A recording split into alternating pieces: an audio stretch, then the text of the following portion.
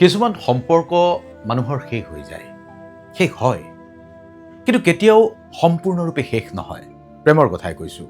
কোনো proper good bye নাথাকে, কোনো প্ৰপাৰ এক্সপ্লেনেশ্যন নাথাকে। কেৱল আৰু কেৱল তেওঁলোক মাত্ৰ কথা পতা বন্ধ কৰি দিয়ে বা কথা পতা বন্ধ হয়। আপুনি অপেক্ষা কৰে, আপুনি আশা কৰে, হয়তো তেওঁ এদিন উভতি আহিব, হয়তো তেওঁ কিছু পলমকৈ হ'লেও কিছু ব্যাখ্যা কৰিব, কিন্তু দিন যায়, মাহ যায়, উত্তৰ আপুনি মুঠেই নাপায়। আপুনি ফোনটো ঘনে ঘনে চায়, হোৱাটছএপৰ লাষ্ট চিন আপুনি পৰীক্ষা কৰে, অল্ড চাট, ভইচ নোট কিবা যদি দিছিল, সকলো আছে, কিন্তু তেওঁ নাই। আপুনি ভাবি থাকে, আচলতে মই কি ভুল কৰিছিলোঁ, মই আৰু ভাল হ'ব পাৰিলোঁ হয় নেকি, তেওঁৰ সৈতে কি ভুল আছিল।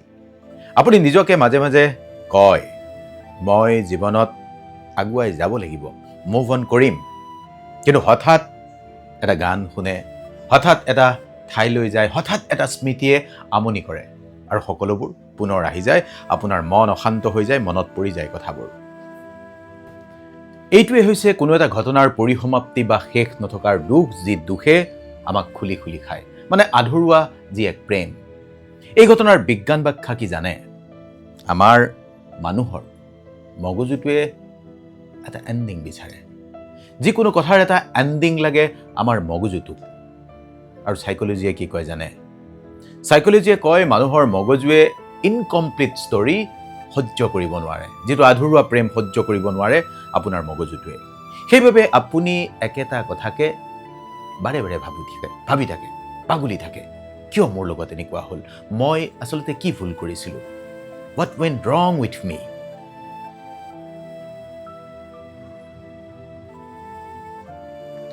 আপুনি যদি এখন চিনেমা শেষ নকৰাকৈ উঠি যায়, আপোনাৰ মনটোৱে বাৰে বাৰে ভাবি থাকে, এই চিনেমাখনৰ শেষত কি হ'ল। ঠিক সেইদৰে আমি যেতিয়া এটা ৰিলেশ্যনশ্বিপত থাকোঁ, যেতিয়া ৰিলেশ্যনশ্বিপ ইনকমপ্লিট হয়, মনটো আমাৰ অশান্ত হৈ থাকে। শেষ পৰ্যায়ত কিবা এটা মীমাংসালৈ আহিবলৈ মন যায়। সেইকাৰণে আপুনি তেওঁক নহয়, এটা উত্তৰ বিচাৰি থাকে।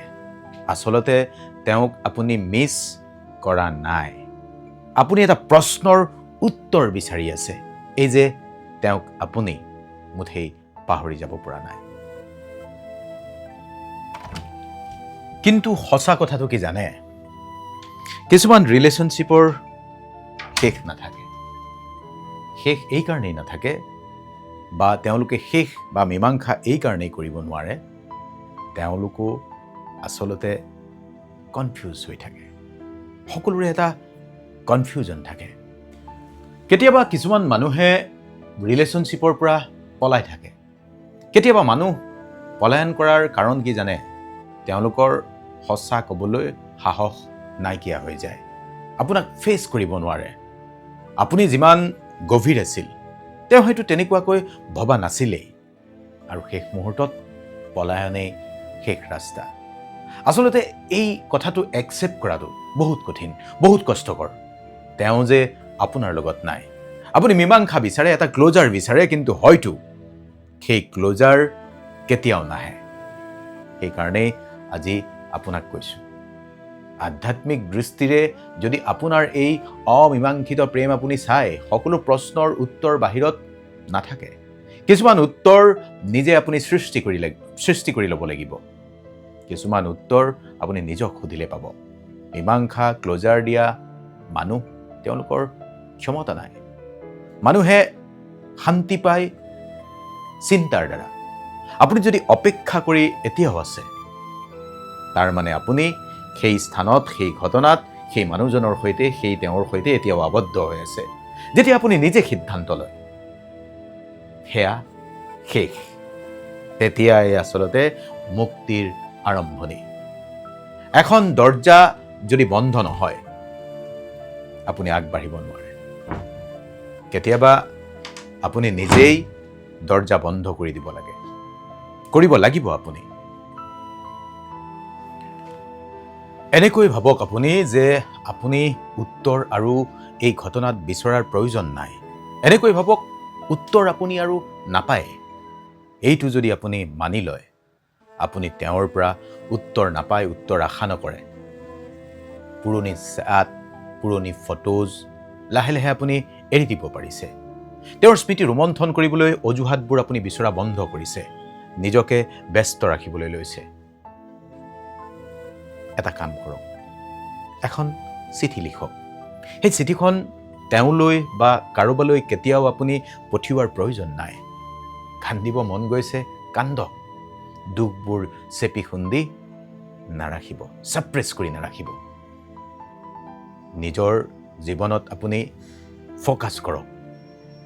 মনত ৰাখিব, এই পৃথিৱীত আপোনাৰ যিটো সম্পৰ্ক, যিটো মীমাংসা নহ'ল, তাৰ মানে আপোনাৰ গল্প শেষ হৈ নগ'ল সেইটো নহয়। এনেকৈ ধৰি লওক আপোনাৰ জীৱনৰ এটা অধ্যায় শেষ হ'ল। এদিন কি হ'ব জানে, আপুনি পিছলৈ চাই ক'ব আপুনি উত্তৰ নাপালে, কিন্তু আপুনি নিজকে বিচাৰি পালে। নিজকে ক'ব লাগিব আপুনি উত্তৰ পোৱা নাই, কিন্তু নিজকে বিচাৰি পাইছে। আপুনি যে এই যন্ত্ৰণাত ভুগি আছে, এই যন্ত্ৰণা এনেকুৱা নহয় যে এই পৃথিৱীত আপুনিয়ে প্ৰথম পাইছে। এতিয়াও আপোনাৰ অস্থিৰ হৈ আছে নেকি মনটো? যদি অস্থিৰ হৈ আছে, জীৱন অস্থিৰ হ'লে মনটো আপুনি স্থিৰ কৰিব লাগিব। কেতিয়াবা কি হয় জানে, জীৱনত একেলগে বহুত কিবা কিবি ঘটে। যদি আজি আপোনাৰ প্ৰেম অমীমাংসিত সমস্যা আপোনাৰ এটাৰ পিছত আনটো আহিছে, আপুনি সেই চেষ্টা চলাইছে নিজকে শান্ত ৰাখিবলৈ, কিন্তু ভিতৰত এজাক ধুমুহা, বুকুখন ধপধপাইছে, মনত হাজাৰ বিজাৰ চিন্তা আহিছে। এনেকুৱা হৈছে নেকি আপোনাৰ? তেতিয়া আপোনাক কৈছোঁ, আপুনি ভাবিছে যে আপুনি ইমান অস্থিৰ কিয়? আপুনি ইমান হতাশ কিয়? আপোনাৰ কামৰ প্ৰেছাৰ, আপোনাৰ কাৰ্যালয়ত অফিচত ডেডলাইন আছে, আপুনি দৰমহাটো সময়মতে পায় নে নাপায় তাৰ ঠিক নাই। ভুল এটা হ'লেই আপোনাৰ টেনশ্যন, বাহিৰত আপুনি নৰ্মেল দেখুৱাই আছে শক্তিশালী, কিন্তু ভিতৰত আপুনি ভয় এসোপামান পুহি ৰাখিছে। আপোনাৰ পৰিয়ালৰো সমস্যা থাকিব পাৰে, ঘৰুৱা সমস্যা। কথা ক'লে ঘৰত আপোনাৰ কাজিয়া হয়, আপোনাৰ কথা কোনেও নুশুনে, আপুনি মনে মনে থাকিবলৈ বাধ্য হয়, কিন্তু মনটো বেছি আপোনাৰ গধুৰ হৈ পৰে। তেতিয়াও আপোনাক কৈছোঁ, যেতিয়া সম্পৰ্কটো আপোনাৰ আনচাৰ্টেইনিটি আহে, যেতিয়া কোনেও আপোনাক আগৰ দৰে মেছেজ নকৰা হয়, কল নকৰা হয়, আপুনি ভাবি থাকে কিবা ভুল হ'ল নেকি? কিন্তু শান্তি আপোনাৰ বাহিৰত নাই। শান্তি আপুনি কেনেকৈ আনিব লাগিব সেয়া আপুনি শিকিব লাগিব। কিয় জানে, যেতিয়া সমস্যা আহে, আপোনাৰ মগজুটোৱে তাক এটা ভয়ংকৰ বিপদ বুলি ধৰি লয়। এই যে মগজুৰ এমিগডলা অংশটো এক্টিভেট হৈ যায়, তাৰ ফলত কি হয়, আপোনাৰ হৃদস্পন্দন বাঢ়ি যায়, উশাহ নিশাহ ফাষ্ট হৈ যায়, কৰ্টিচল ৰিলিজ হয়, মানে এংজাইটি হৰমন। আৰু এইটো ফাইট বা ফ্লাইট মোড হয়, আপুনি মুখামুখি হ'ব, নহ'লে আপুনি পলায়ন কৰিব। অৰ্থাৎ আপুনি পলাই যাবলৈ এটা বাট বিচাৰি ফুৰে, বা আপুনি মুখামুখি হৈ যুদ্ধ কৰিব খোজে। সেইকাৰণে আজি আপোনাক কৈছোঁ, গাড়ী ঘোঁৰা আহি আছে, যাওক। কেতিয়াবা লক্ষ্য কৰিছেনে, কোনোবাই কিবা যেতিয়া কয়, আপুনি হঠাৎ খঙেৰে ৰিয়েক্ট কৰি এই মোক কিয় কৈছা? পিছত ভাবে এনেকৈ নোকোৱা হ'লেও ভাল আছিল, মই এনেকুৱাকৈ কিয় ক'লোঁ? তেনেকুৱা এটা মুহূৰ্তত আপোনাৰ ব্ৰেইন শান্ত নহয়। তেনেকুৱা এটা মুহূৰ্তত শান্ত মানুহ আপুনি হ'লেও, শান্ত মানুহ মানে এনেকুৱা নাভাবিব যে সমস্যা নথকা মানুহ। শান্ত মানুহ মানে আপোনাৰ মগজু ৰেগুলেট কৰিবলৈ আপুনি শিকি থকা মানুহ। গতিকে মগজু আপুনি ৰেগুলেট কৰিব পাৰিব লাগিব। আজি আপোনাৰ সমস্যা নহয়, আমাৰ ৰিয়েকশ্যনে আমাক কেনেকৈ ভাঙি পেলায়, সেই কথাটো আপোনাক অলপ শিকাব খুজিছোঁ, ক'ব খুজিছোঁ। কেতিয়াবা এটা সৰু সমস্যা আপুনি ভাবিবলৈ আৰম্ভ কৰে, তাৰ পৰা আন 10-12টা কল্পনা আহে, শেষত কি হয়, সমস্যাতকৈ আপোনাৰ চিন্তা বেছি হৈ পৰে। সেইকাৰণেই আজি আপোনাক কৈছোঁ, যেতিয়া পেনিক মুমেণ্ট কিছুমান আহে, পৰীক্ষা, ইণ্টাৰভিউ, ইম্পৰ্টেণ্ট এটা দিন।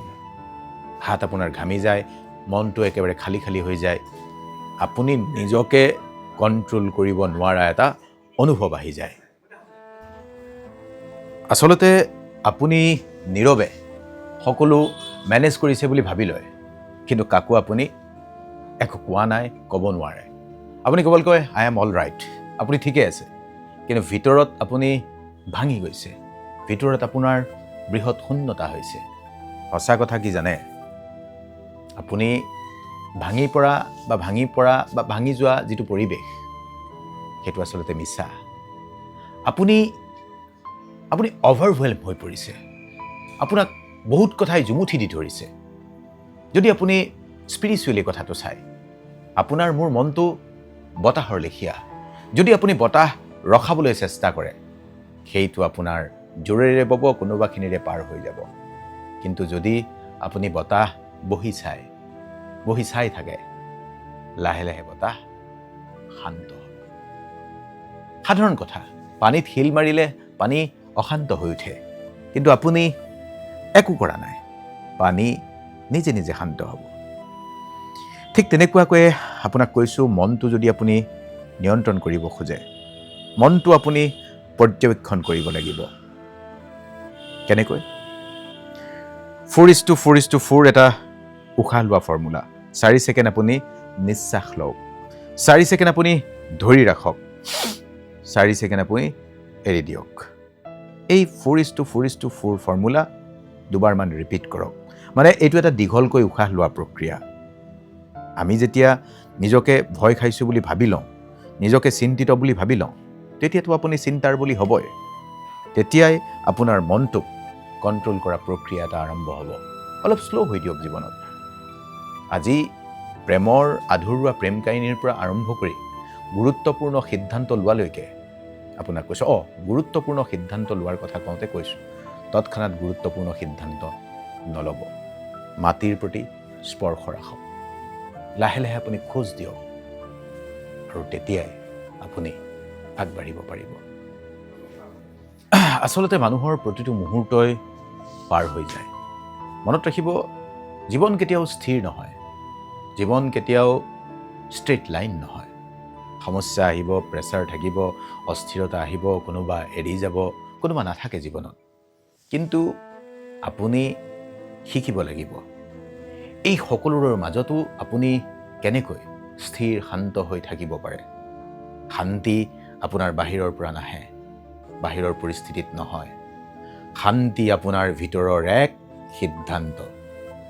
আপোনাক সেইকাৰণেই কৈছোঁ, যদি আপুনি অস্থিৰতাৰ মাজতো শান্তি শিকিব খোজে, শান্ত হৈ কেনেকৈ থাকিব, মনটো কেনেকৈ শান্ত ৰাখিব খোজে, তেনেহ'লে আমাৰ এই ভিডিঅ' আজি শ্বেয়াৰ কৰি দিব। তেওঁক শ্বেয়াৰ কৰিব নালাগে। কোনোবা এজন মানুহে হয়তো এই মুহূৰ্তত শান্তি বিচাৰি আছে, তেওঁক আপুনি কওক, শান্তি নিজৰ ভিতৰৰ পৰা আহে, শান্তি বাহিৰত নাই। অনুভৱ কৰক, আৰু যিজন গুচি গৈছে, লেট দেম। ভালে থাকক, ছাবস্ক্ৰাইব কৰক, ফ'ল' কৰক, আৰু কথাবোৰ ভাবক। লগ পাম আকৌ, কথা পাতিম, ভালে থাকিম, আপুনি মই একেলগে।